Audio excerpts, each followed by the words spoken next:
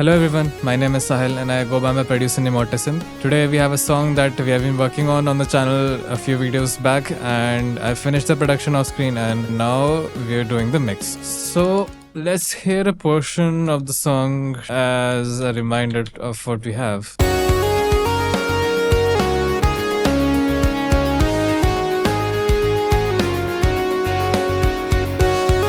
I'm sure you must have heard this, or if you have been watching my videos, then you remember this part and the parts, especially there's a bridge that I've shared a lot of content on.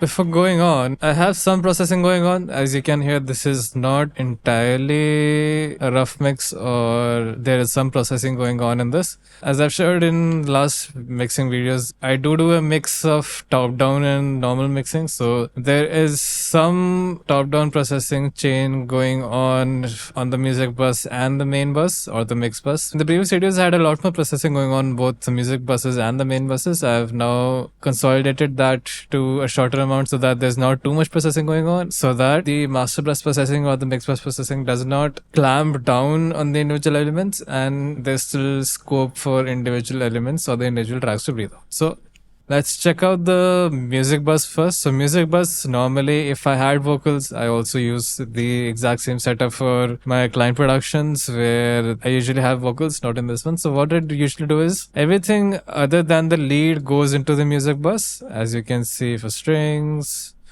for the synth, for the guitars, everything goes into the music bus.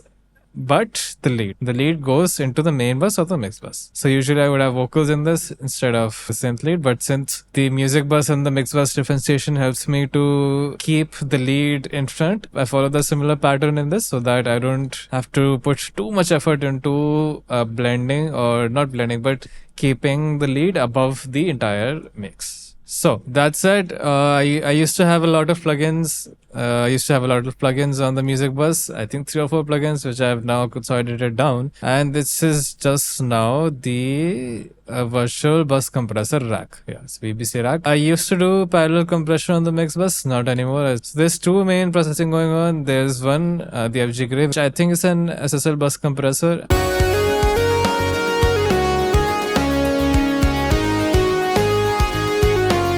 So not too much, a dB or 2 of compression, slow attack, fast release, standard mix bus settings, very soft ratio 2, and threshold to taste. Then the FG Red is grayed out, which means there is no power on this. So this I've researched, and this turned out to be a Fairchild emulation, Fairchild 67 I think, which is a tube compressor / limiter. So if you see this is, let's keep this at gain reduction. So this is at gain reduction. If you see the meter during this, there's no gain reduction on this.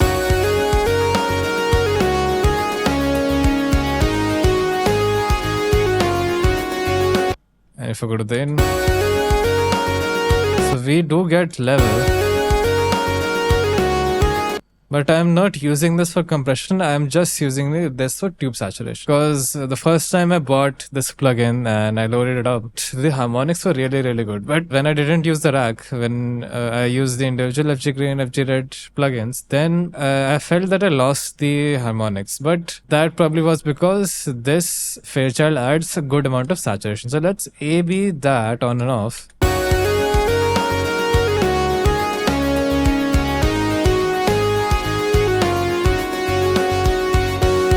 There's barely some compression going on, but that is not my intention. So this is width.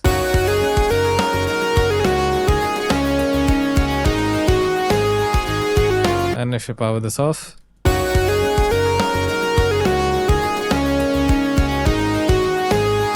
so there's quite a drastic amount of change. There's a very nice high-end sheen that, like, above 3-4K, like a shelf that this is adding, and it just brightens up the entire mix without doing anything. It is also, I think, slightly rounding out the transients on the kick, but that is fine. That is totally fine. So that is the music bus, a single compressor. Then going on to the music bus, or going on to the mix bus, or the main bus, we have a tape.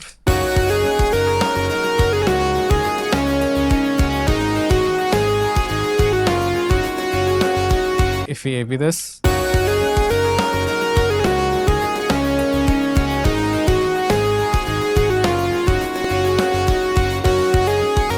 so this also I think adds a good, slight, very nice high end to the entire track.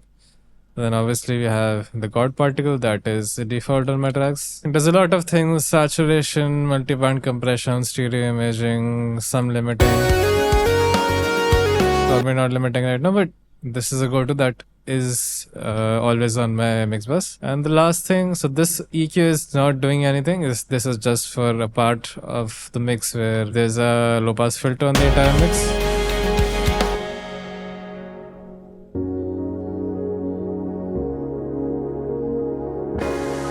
That is a creative effect. Lastly, there's a limiter.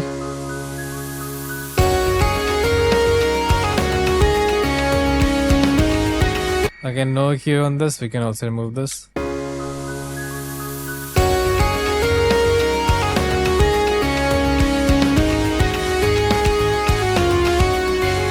Probably 2 to 3 dBs of gain reduction of limiting. This is just meant to give loudness to the mix and not necessarily be a master or anything. I might or I might not just turn this off when I export it for mastering. So the gain essentially becomes the music bus, which is the VBC rack or the virtual bus compressor rack, then a tape, then God particle. So 2 to 3 plugins. 3 plugins. I would also probably add console emulation at the end if I had one, but I don't have it right now. So 3 plugins in total, which are always there on the music bus and the mix bus. That is pretty nice. Not a bad place to start with. Other than that, you can see that there's no processing on any of this. Most of them are empty. There's just a few plugins and some which I had to correct during production. And also, by the way, all of this has been added during the production process. I haven't touched the mix as of right now. This is just my music bus and the mix bus processing. And one interesting thing that I have been trying recently is a tape emulation on each different channel. So we have the Oxide tape. I was fortunate enough to not buy this. I technically haven't bought anything from Yeti. I was fortunate enough to get this on a freebie sale. So I've been experimenting with Luna recently, and Luna is very interesting to me because it has tape not built in, but a tape functionality built into the mixer console. And in my experimentations, that tape on each channel sounds really, really nice. So I've been planning to shift to Luna, and I wanted to do that for this video, but I didn't have too much time to remake this entire session again. So I'm trying to replicate that workflow for now, to just have tape on every channel, and we can hear the difference. We can try to hear the difference once. So what we'll do is So I've just hidden all non-audio tracks, which might be an aux or an FX. And let's AB just the Oxide tape on and off.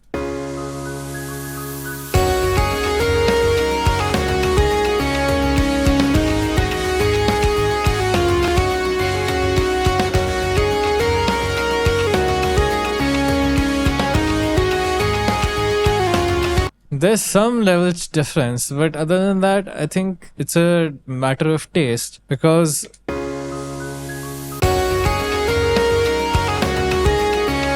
this sounds nice and warm and has good transients.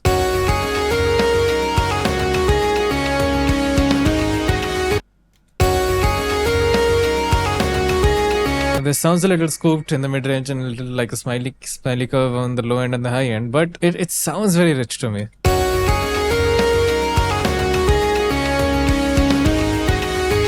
And each individual element instantly just stands out to me better by just putting this on. And mind you, I haven't changed.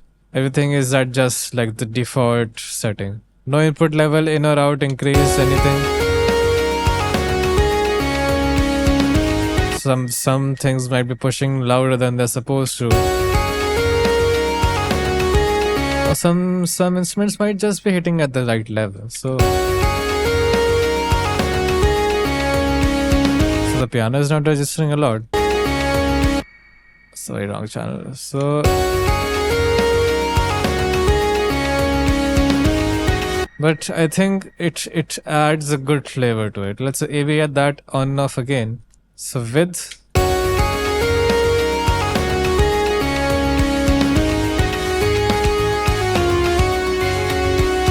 without.